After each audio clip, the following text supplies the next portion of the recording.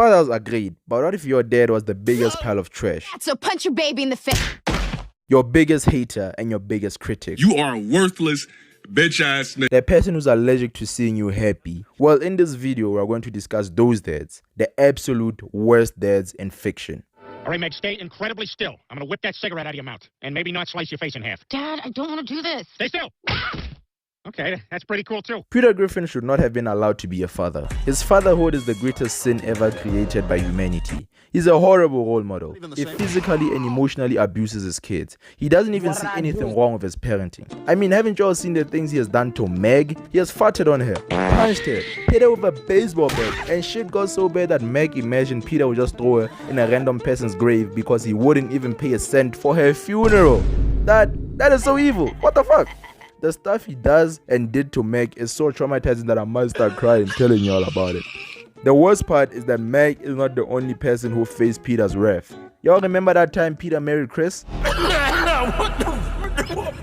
So Lois' father was on his deathbed and decided that all his billions will be inherited by Chris when he dies. So Peter, seeing all the dollar signs, decided to start getting closer to Chris in order to take some, or actually all, his inheritance.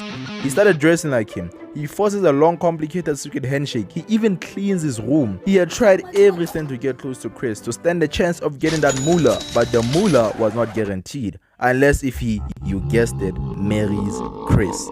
Chris, there comes a time when every man looks at his son and thinks, I want to take this to the next level.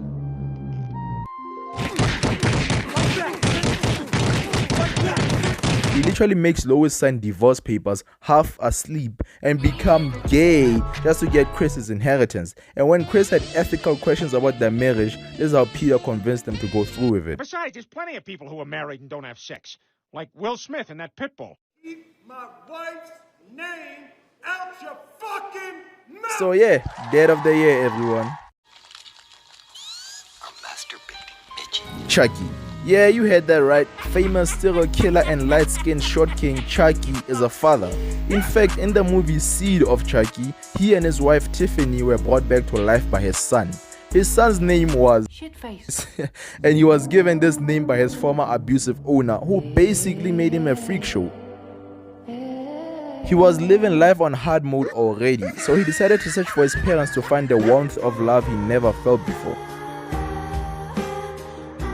The warmth that he always dreamed of. However, the warmth he felt was from Chucky roasting the ever-living crap out of him. Shut up, you asshole. Well, come on.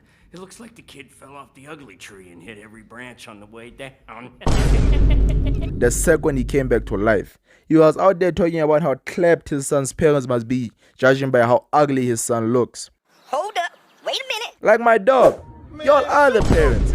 Even when he found out right after that shitface is his son, he didn't go any easier on him. You see, Glenn, yeah, that's the name they decided to give him. Glenn is polite. He pees his pants. He hates blood. And worst of all, he is British. I just woke up in a fucking steaming... And in Chucky's eyes, he's a victim because he always criticizes him for not being a murdering psycho like him.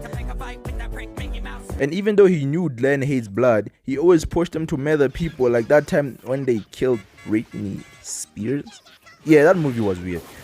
And when it was revealed that Glenn had an evil, murderous side, Glenda, Chucky literally wanted to erase Glenn from existence. A decision that led him to almost murder his entire family if it wasn't for Glenn mortal combating his ass. Get over here! If that isn't a bad dad, then I don't know what is. Are you talking? Who told you to do that? You don't talk. You don't think. I think. You kill. It's a simple fucking concept. At least Peter and Chucky's abusive parenting was kind of funny.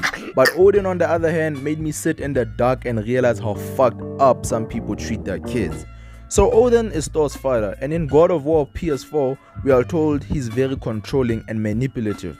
But I never imagined how bad he truly is until God of War Ragnarok. Thor is said to be a destroyer, a powerful god that cannot be stopped. And when he pulled up to Kratos' house posing like Michael Jackson, I knew the stories had to be true. However, Thor was kinda pathetic.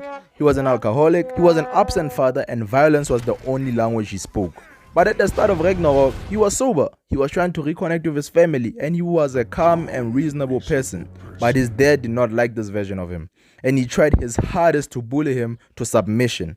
Like Bo was literally waving alcohol in Thor's face, tempting him to drink because he is... You're no fun anymore. Then he tried to break him again when he called Thor's 2 dead sons useless in front of him and Kratos the man who killed him. Me personally, I wouldn't take this level of disrespect. He constantly belittles Thor's intelligence at any given chance, like that scene when he asked Thor what he possibly can teach Atreus, implying that he's too dumb to teach anyone anything. What did you teach the kid?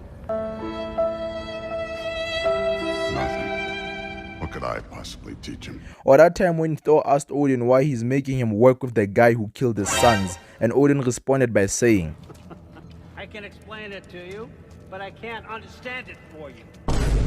Stop letting your wife think for you. She's clouding whatever's left of your brain. So obviously, due to the constant abuse, Thor slipped back to his alcohol addiction, started neglecting his last remaining child, and started becoming Odin's dog again. This made Odin very happy because Thor was very easy to control when he was drunker than an uncle on Christmas. What type of father constantly belittles his son to the point of breaking his will and making him slip to his old bad habits, and then kills him the moment he stands up for himself?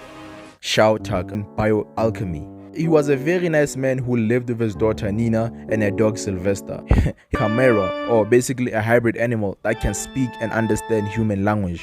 However, the animal only said, "I want to die," and then proceeded to starve itself until it got its wish. When the Elric brothers went to visit him, he seemed very suspect he would have lost his state certification and went back to being poor, created 2 years prior. Nina is a very cute girl. Not cute in a Diddy way or anything. She's just... Then the following day, when the Elrics went to visit Nina and her dad again, their house was quiet and Nina was nowhere to be found. And when the Elrics went to the basement, they found Shao.